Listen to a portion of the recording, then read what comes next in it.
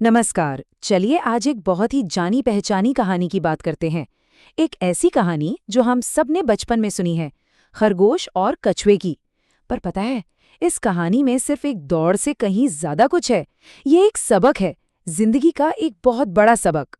तो सवाल ये उठता है कि जब स्पीड का मुकाबला स्टैमिना से हो, तो बाजी कौन मारता है, रफ्तार या फिर लगन? यही तो इस पूरी कहानी का दिल है। और इसका जवाब आज हमें मिलने वाला है। तो चलिए कहानी की एकदम शुरुआत से शुरू करते हैं। मिलते हैं हमारे दो किरदारों से और देखते हैं कि आखिर वो क्या बात थी, एक छोटी सी बात जिसने एक ऐसे मुकाबले को जन्म दिया जो आज भी याद किया जाता है। तो देखिए, एक तरफ था हमारा खरगोश, भाई उसे अपनी रफ्तार पर इतना घमंड था, पूछिए मत। और दूसरी तरफ था कछुआ, बेचारा, जिसे सब एक सुस्त धीमा जीव ही समझते थे।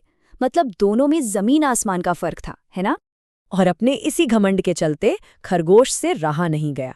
उसने कछुए का मजाक उड़ाते हुए कहा, अरे तुम कितने धीरे चलते हो। बस यही वो एक लाइन थी। इसी एक लाइन ने पूरी कहानी में आग लगा दी। अब यहाँ से कहानी में आता है असली ट्विस्ट। जाहिर है कछुए को बहुत बुरा लगा, बेइज्जती महसूस हुई, लेकिन उसने इसे अपनी कमजोरी नहीं बनने दिया, बल्कि उसने वो कर दिखाया जिसकी बिल्कुल किसी ने उम्मीद नहीं की थी। उसने सीधे सीधे खरगोश को रेस के लिए चैलेंज कर दिया। और बस चैलेंज मंजूर हो गया। कहानी अब अपने अगले मोड़ पर है।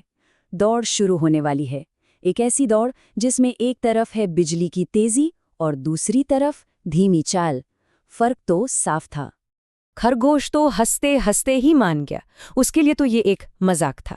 खैर, एक फिनिश लाइन तय की गई और रेस शुरू। मुकाबला ऑन था। और जैसे ही रेस शुरू हुई, खरगोश तो फुर्र हवा से बातें करने लगा और कछुआ वो अपनी वही धीमी एक जैसी चाल से आगे बढ़ता रहा। पर सबसे जरूरी बात, वो रुका नहीं, बस चलता रहा। जाहिर सी बात है, कुछ ही पलों में कछुआ मीलों पीछे रह गया था। और अब आता है कहानी का सबसे बड़ा टर्निंग पॉइंट। वो पल जब ओवर कॉन्फिडेंस, मतलब हद से ज्यादा आत्मविश्वास, एक बहुत बड़ी गलती करवा देता है। कछुए को इतना पीछे देखा कि खरगोश ने सोचा, अरे यार थोड़ा आराम कर लेता हूँ, एक छोटी सी नींद ले लेता हूँ, इस कछुए को तो यहां तक आने में जमाना लग जाएगा। देखा, यही होता है घमंड। और बस यही वो एक फैसला था जिसने पूरी बाजी पलट दी। वो आराम से एक पेड़ के नीचे गया और सो गया। उसे पता भी नहीं चला कि ये उसकी जिंदगी की सबसे बड़ी और आखिरी गलती साबित होने वाली थी इस रेस में। तो जब हमारा खरगोश सपनों की दुनिया में था, तब क्या हो रहा था?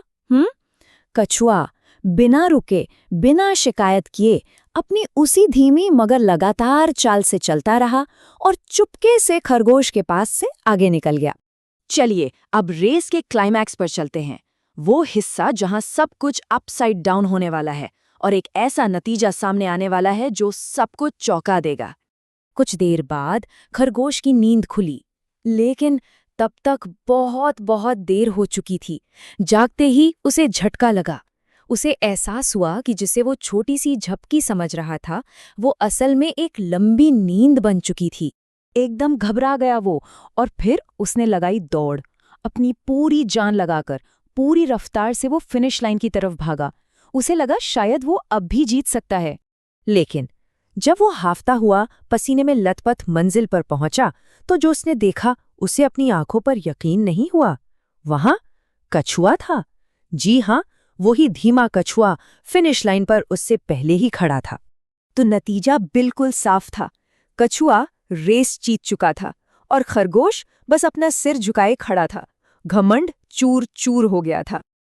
तो देखा, ये सिर्फ एक रेस नहीं थी, है ना? चलिए अब बात करते हैं इस कहानी के असली मतलब की, उस सबक की जो सदियों बाद आज भी उतना ही जरूरी है।